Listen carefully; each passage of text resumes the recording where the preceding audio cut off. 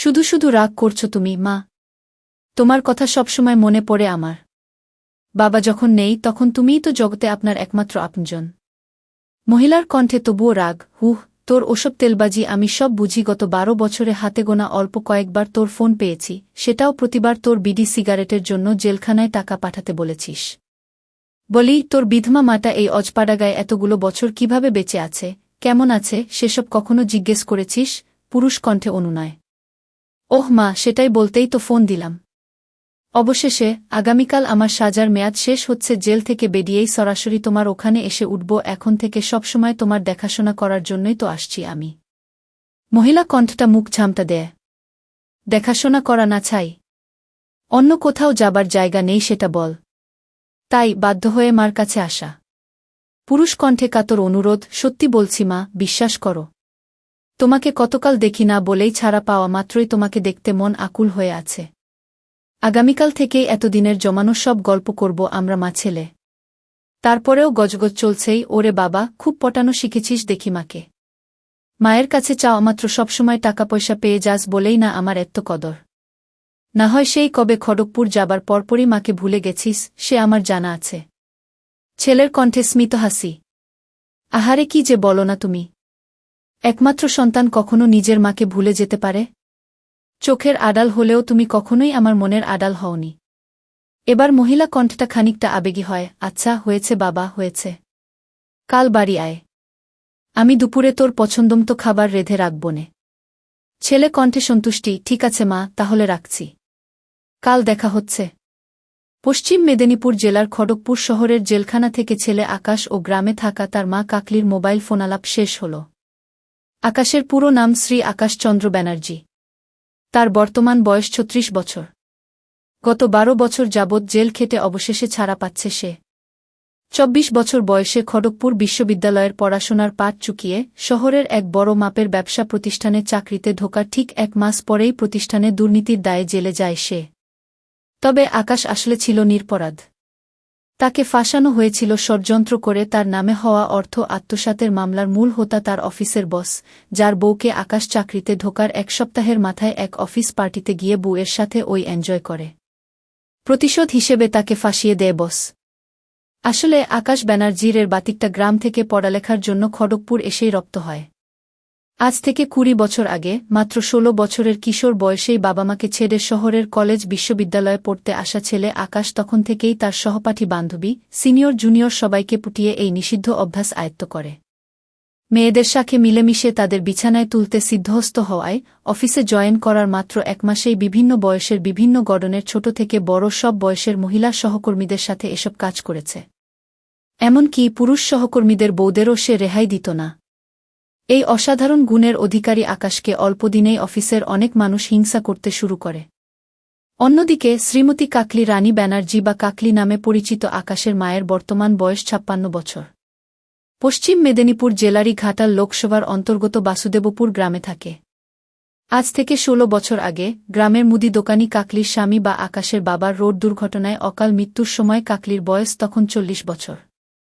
তাদের একমাত্র ছেলে আকাশের তখন খড়গপুর বিশ্ববিদ্যালয়ে পরীক্ষা চলছিল বলে সে গ্রামে বাবার অন্তিম সৎকারে আসতে পারেনি।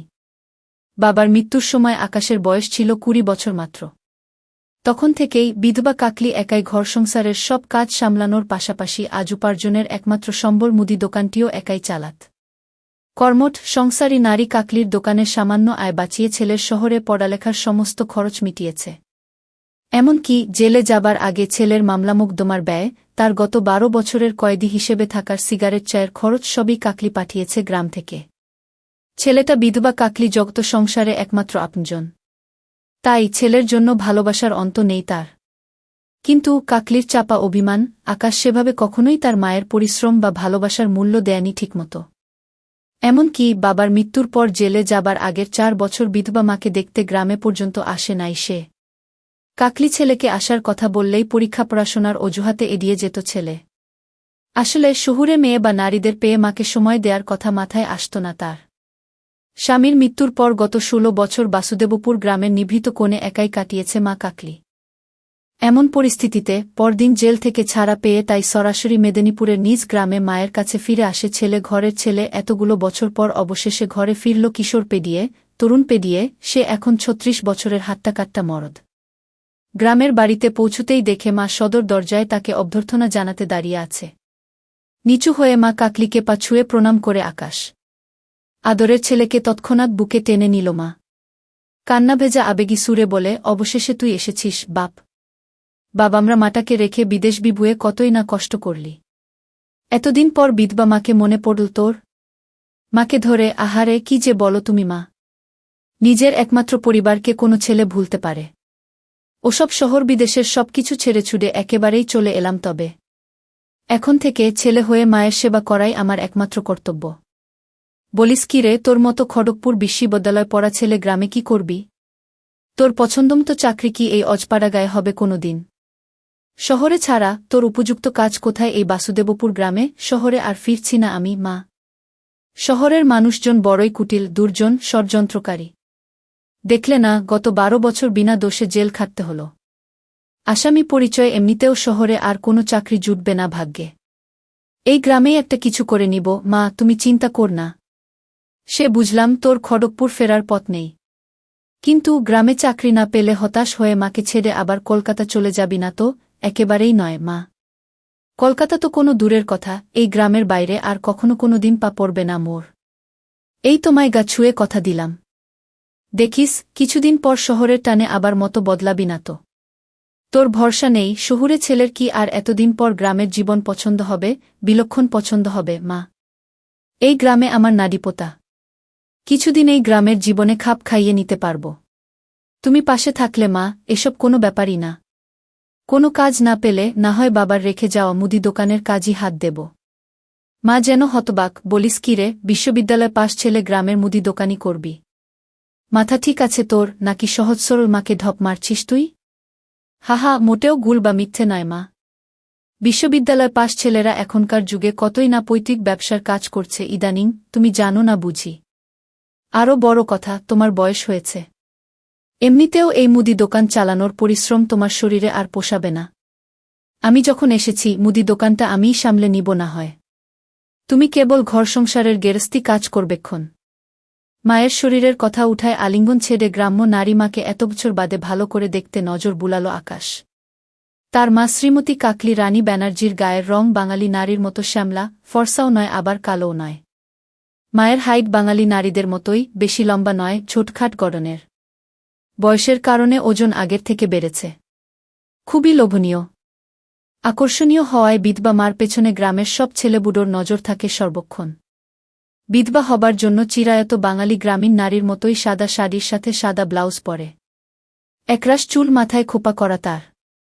বিধবা হিসেবে মাথায় কোনো সিঁদুর টিপ দেয়া নেই, হাতে কেবল দুটো করে, দুহাতে 4টে সাদা কাঁসার বালাচুড়ি পরে সে ব্যাস। গলায় নাকে কানে কোনো অলংকার নেই। কোনো ধরনের প্রসাধনী বা স্নো পাউডার মাখার বালাই নেই। মোটা মোটা লিপস্টিকবিহীন ঠোঁটগুলো হালকা গোলাপি রঙের। একেবারে সাদামাটা খেটে খাওয়া বাঙালি নারী কাকলি ছেলে আকাশ তার দিকে তাকিয়ে ড্যাব ড্যাব চোখে তাকে গিলছে দেখে প্রথমে বেশ লজ্জা পায় বিধবা নারী কাকলি।